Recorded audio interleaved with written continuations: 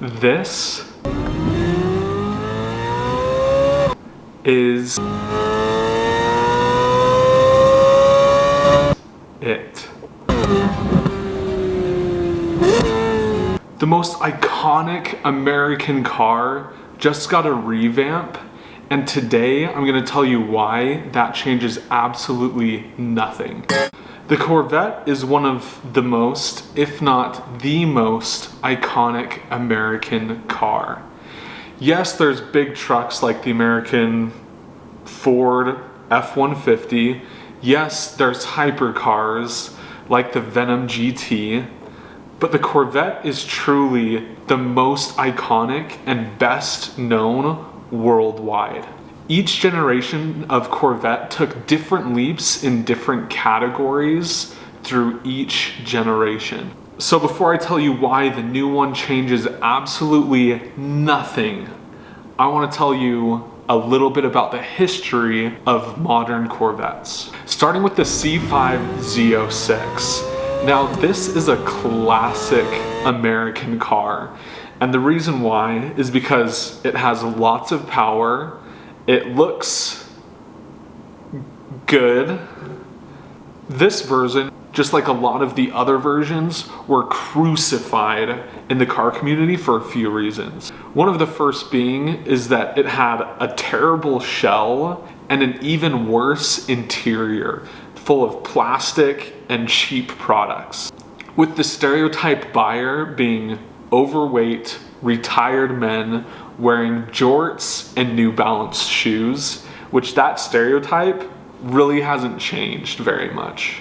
And if we compare the C5 to a then current day supercar, it actually stands up really well and competes really well against it. Let's take the Ferrari 360. That car, back in the day, had less horsepower and a slower 0 to 60 time than the C5. There's a few categories where it did have it beat, which is 1, the price tag, 2, the maintenance cost, and also the top speed only being about 10 miles an hour faster. Next is the C6. Now this took a massive leap in improvement when it came to speed and powertrain, with cutting down the 0 to 60 from about 5 seconds to 4 seconds. And back then, in about 2012, 2013, that was insane, and it still is insane to this day. So that's really impressive. But again, the international market absolutely destroyed the Corvette when it came to build quality, interior comforts, and other features. Let's see how it compares. Let's take the two best sports cars in history. The Corvette is not a supercar.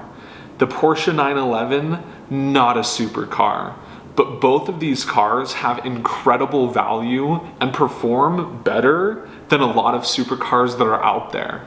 The C6 came in about half the price of that modern day Porsche 911 Turbo. It had a faster top speed, faster 0 to 60, more horsepower, and a bigger engine, obviously. And if you compare it to the Porsche in any way other than it being on the track and interior quality and comforts and other features, the C6 also has one of the best sports cars in history beaten out. The next generation is when I feel the Corvette came full circle. The next Corvette, the C7 Stingray, had incredible power and performance, but they really rounded this car out with the looks and interior quality. I remember going to a car show when that first came out, and it blew my mind how good the interior build was compared to the last generation.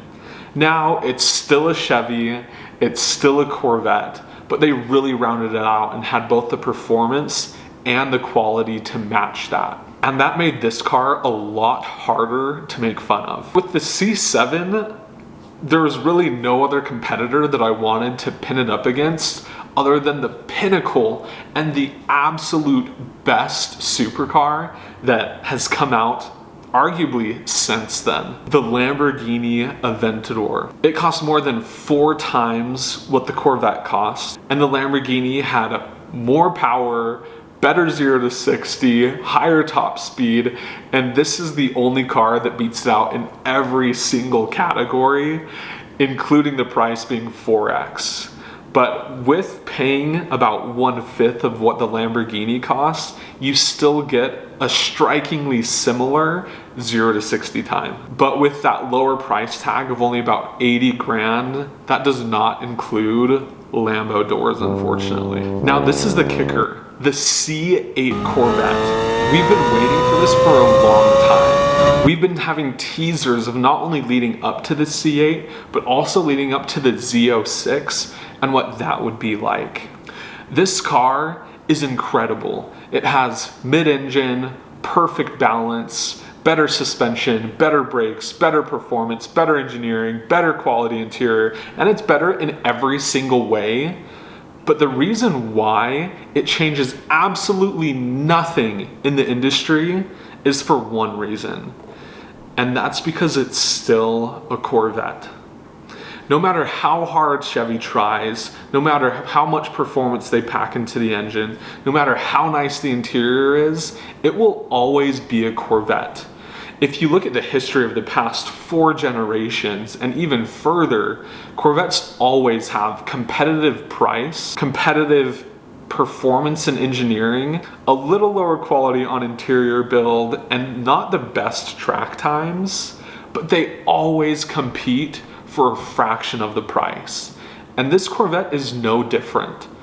Let's put it up against one of the newest and best Ferraris that they have to date. The F8. If we look at that, the F8 has a higher price tag, just like everything that we've looked at. It has a higher top speed. It has a slower 0 to 60, and the Ferrari also has a little more horsepower with its twin turbo V8. But with the 6.2 liter naturally aspirated V8 that the Corvette has, it has enough power, enough speed, and is the right price to beat out every single supercar that's out there.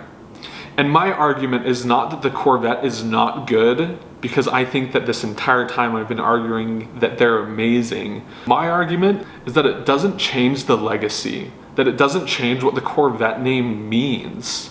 And with that being said, would I get a C8 06 in a heartbeat? And the answer is yes.